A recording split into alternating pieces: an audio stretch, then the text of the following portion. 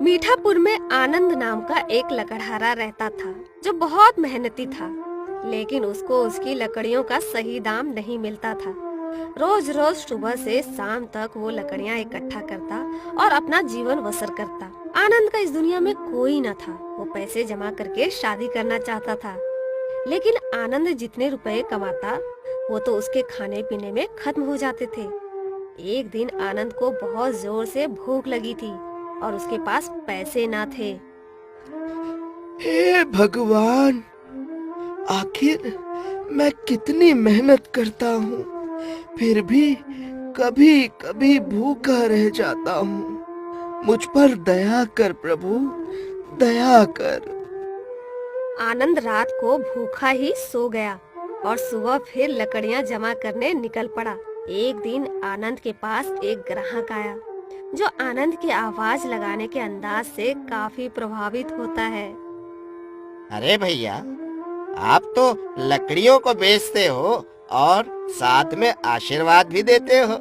वाह, एक काम करो, मुझे है ना ये सारी की सारी लकड़ियां दे दो। आनंद खुशी खुशी लकड़ियां इस ग्राहक को बेच देता है और कहता है, भगवान आपका भला करे। ग्राहक लकड़ियां लेके चला जाता है। आनंद अपने घर आता है और भर पेट भोजन करके सो जाता है। अगले दिन वो फिर जागता है और अपने काम पर निकल जाता है, लेकिन इस बार आनंद की लकड़ियां नहीं बिकती और वो सारी लकड़ियों के साथ घर लौट के आ जाता है। आनंद रात को फिर भूखा ही सो जाता है। अगले दिन सुबह जब आनंद नींद से जागता है तो उसका मन काम पर जाने का नहीं होता, पर क्या करता बेचारा, इतना भूखा था कि काम पर जाना तो तय था। वो बाजार जाता है और फिर से आवाज लगाता है। जैसे ही आनंद आवाज लगाता है, एक ग्राहक उसके पास आता है और कहता है, भैया, मैंने कल आपसे जो लकड़ियां खरीदी थी, सभी की सभी अच्छी तो थी, सिर्फ ये एक जो लकड़ी है अच्छी नहीं है। ये गीली है, आग ही नहीं पकड़ रही है। आप मुझे इसके बदले दूसरी लकड़ी दे दो। साहब, मैंने तो सारी की सारी लकड़ियां ताजी तोड़ी थी, फिर अचानक ये एक लकड़ी कैसे गीली हो सकती है? फिर भी साहब, आप कह रहे हो तो सच ही होगा। आनंद उस ग्राहक को उस लकड़ी के बदले दूसरी लकड़ी दे देता है और ग्राहक चला जाता है। आनंद भी सभी लकड़ियों के साथ घर आ जाता है। घर आकर सभी लकड़ियों को एक जगह रख देता है और उस लकड़ी को अलग से रखा था जो उस ग्राहक ने उसे लौटाई थी। हे भगवान, एक तो लकड़ियां बिक नहीं रही है, ऊपर से ये एक लकड़ी वापस आ गई। प्रभु, कुछ कर, मुझसे अब ये गरीबी का बोझ नहीं ढोया जाता। उस रात आनंद सो नहीं पाता है भूख के मारे। गुस्से में उठकर आनंद उस ग्राहक की लौटाई लकड़ी को उठाता है और उससे बात करने लगता है। आखिर तू गीली कैसे रह गई? मैंने तो तुझे सबके साथ ताजी ताजी तोड़ा था, फिर कहाँ किस कुएं में गिर गई थी तू जो गीली रह गई? इतना कह के आनंद गुस्से में उस लकड़ी को जोर से जमीन पर फेंक देता है, लेकिन ये क्या, आनंद ने जहाँ लकड़ी फेंकी थी वहाँ से खनखनाहट की आवाज आई। आनंद आवाज सुन के परेशान हो गया। अरे, ये क्या? ये कैसी आवाज है? लगता है जमीन में कुछ तो है। आनंद उस लकड़ी को उठाता है और धीरे धीरे उस जगह को खोद देता है और देखता है उसे एक बक्सा दिखाई देता है। आनंद हैरान और परेशान हो जाता है और उस बक्से को बाहर निकालकर खोलता है।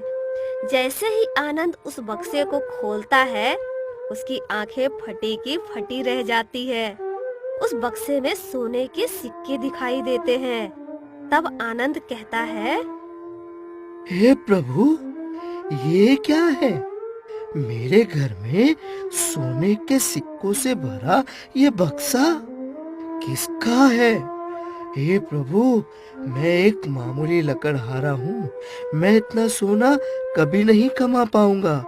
ये मेरा नहीं है, मेरा नहीं है भगवान।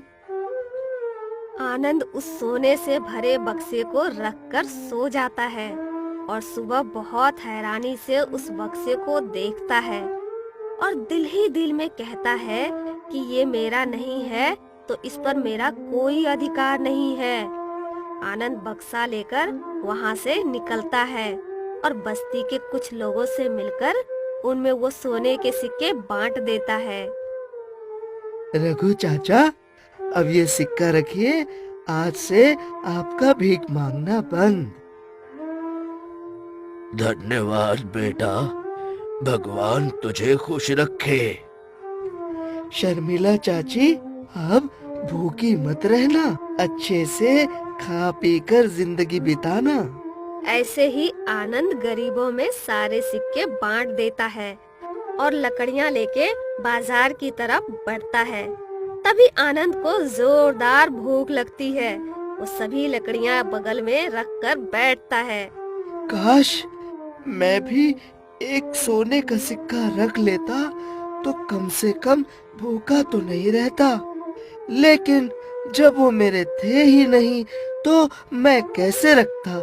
खैर, मैं भूखा हूँ, लेकिन वो गरीब लोग तो आज के बाद पेट भर खाएंगे।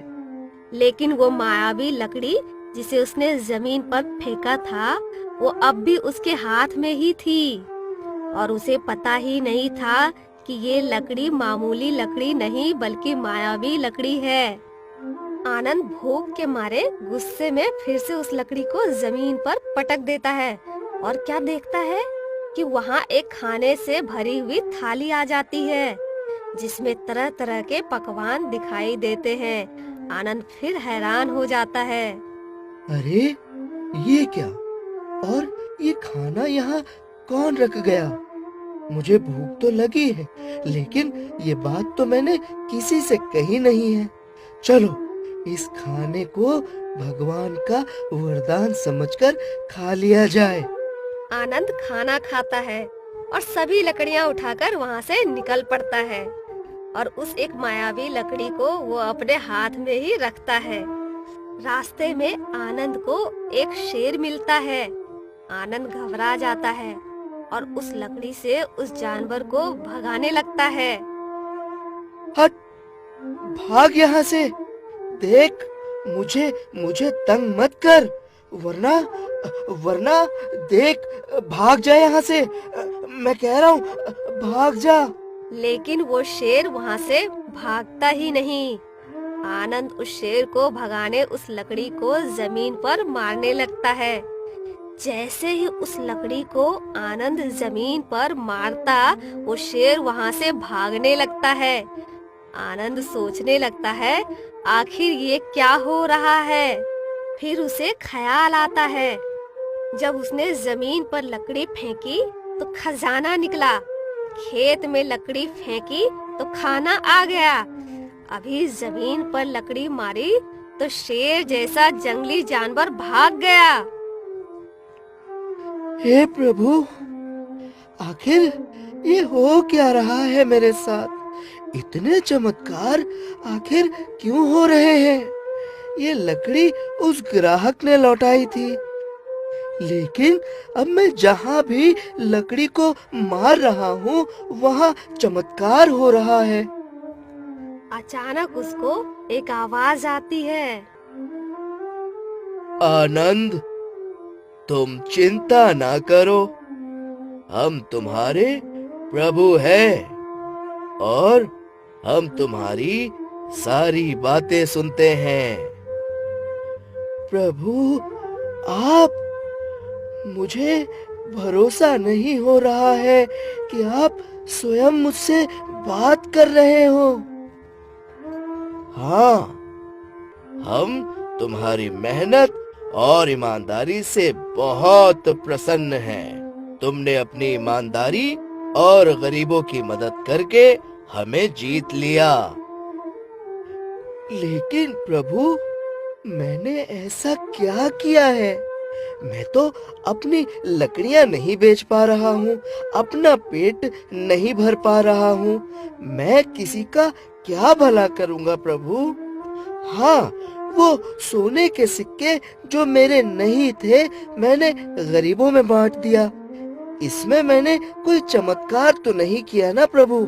जो मेरा था ही नहीं, उस पर अपना हक क्यों जताऊं प्रभु? हम सब जानते हैं आनंद, बहुत मेहनती और ईमानदार हो तुम। और तुम जब लकड़ियां बेचते और पुकारते कि भगवान तुम्हारा भला करे, इससे हम बहुत प्रसन्न होते। और हाँ, एक बात और, हम ही वो ग्राहक हैं जिसने तुम्हें ये लकड़ी लौटाई थी, जो कि कोई मामूली लकड़ी नहीं बल्कि मायावी लकड़ी है। और हमने तुम्हें ये लकड़ी तुम्हारी ईमानदारी की वजह से दी है। अब जब भी तुम्हें किसी भी चीज की जरूरत होगी, इस मायावी लकड़ी को जमीन पर मारना, तुम्हारी जरूरत पूरी हो जाएगी। हे प्रभु, धन्य हो गया मैं। प्रभु, मुझे इस मायावी लकड़ी की अब आवश्यकता नहीं है।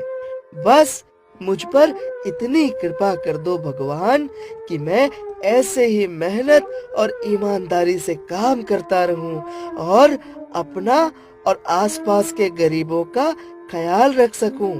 मेरे कारोबार में मुझे कामयाबी मिले और कभी भूखा न सोऊं भगवान। इतनी कृपा दृष्टि बनाए रखना प्रभु।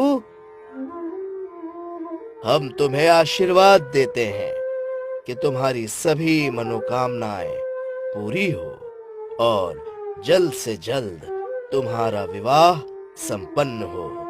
तथास्तु। इतना कह के आवाज चुप हो जाती है और आनंद देखता है कि उसके आसपास उसकी लकड़ियों को खरीदने वाले की भीड़ लग जाती है। आनंद सभी लकड़ियों को बेचकर घर जाता है, पेट भर खाना खाकर सो जाता है और इसी तरह आनंद सुखी जीवन बिताने लगता है।